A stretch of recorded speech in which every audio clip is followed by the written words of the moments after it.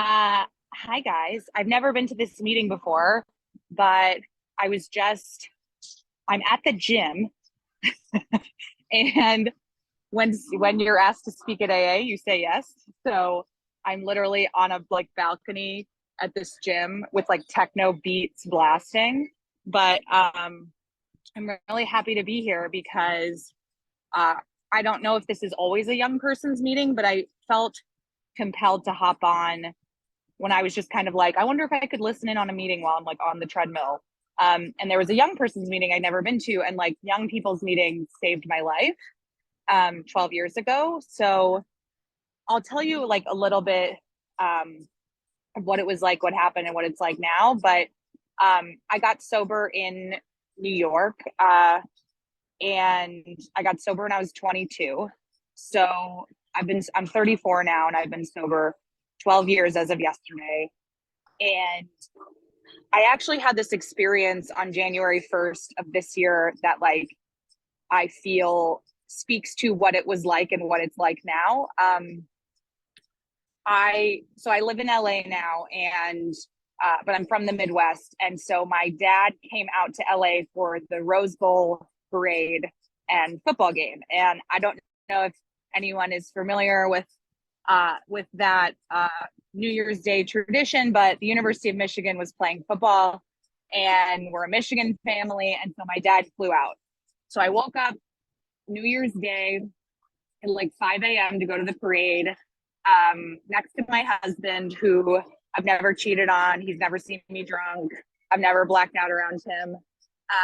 And we woke up early, went to the parade, and I got to go to this parade and football game totally sober, no instinct to drink, no desire to drink.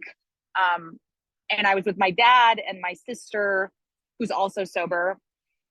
And I got to just be present and like take care of my, bodily needs and like just have a nice day. And when I was tired, I knew I was tired. And we just had this like really full day. I had other sober people I knew who were at the game. And it was really beautiful. And my dad, at the end of the day, he texted me when we were like at our respective places, and he was like, it means so much to me that we got to do this together. This was such a special day. And 13 years ago, I was also at the Rose Bowl parade, and the night before on New Year's Eve, I had gone out in Los Angeles with my college friends. I got blackout drunk. I ended up punching my best friend in the face. I ran away. I hurt myself. And I came to 12 hours later in the back of her dad's car on the way to the football game. I had no idea how I got there. My clothes were changed. Humiliating. I don't know who changed my clothes. And I went to this football game. I was so hungover. I was just like incomprehensible demoralization, like wanted to die. And I just got to the game and started drinking because I was so ashamed that I just funneled it in, and I ended up just like leaving the game and just like crying and sitting there and crying and being like, I don't know who I am. I don't know. I don't know how I got here. I hate myself. I want to die all the time. But I didn't think drinking was a problem. I didn't think it was drinking. I thought it was like mental illness, like mental health stuff, which I certainly have, and I'm able to treat now that I'm sober. But I really didn't think drinking was a problem. Like, I just didn't cross my mind. And so to have those two experiences, like 13 years apart, on the same like stupid soil of the Rose Bowl, I was like, this is crazy. Like, I'm a full grown woman, and my life is like around, it kind of just revolves around sobriety and very naturally. And it didn't start out that way. I had a bunch of those experiences that I had in that New Year's Eve experience where like seemingly my peers were going out and drinking the same as me. I was just having a different reaction, clearly. I clearly was having a spiritual and physical allergic reaction to the alcohol, which would pummel me, just like beat me down, and like a monster was ignited. Other people around me didn't seem to have that problem. But I didn't know. I felt like I guess I'm just different. I guess I'm just more depressed. I guess I'm just more angry. I guess I just have whatever trauma is like coming out when I drink. And I just had circumstances like that for a really long time until I kind of just got beaten down enough times that it was suggested to me that I go to AA, and I just kind of went. And I thought I was petrified because I was 22, and I was like, no one who's 22 goes to AA. That's insane. And I ended up going to a meeting in New York, and I was really lucky to be in a city that had a lot of young people who were alcoholics and recovering. And so what I ended up doing, I didn't have a plan. I didn't like know that this is what my life would be. I just kind of went to a meeting every day because I also am a people pleaser, major, big times. So that actually is a defect of mine that saved my life, because I took it very seriously. When someone said, come to a meeting tomorrow, I was like, well, I guess I absolutely have to go to a meeting tomorrow. Like that, I have no option. I'm trapped with this random woman who's telling me to meet her at this meeting. And that saved my life. Like my people pleasing saved my life. I didn't think it was optional because someone was telling me to do it. So I went to a meeting like every day, because some person would be like, okay, meet me here tomorrow. And I'd be like, fine. And then just days just started accumulating. And I know a lot of people say like what keeps you sober is like finding your posse. I totally agree with that, but it took me a long time. And I think to find your posse, you have to make yourself known in AA. You just have to be someone who returns to meetings and just talks. Then people get to know you. That's all it takes to find like your greatest friends, is just going to the same meetings where people can see your face and be like, oh, Natalie's here. And then raising your hand and being like, I want to kill myself today. And then someone will be like, awesome, me too. And then like over time, you like suddenly have like incredible friends. So it's really weird. I don't know why it is that way.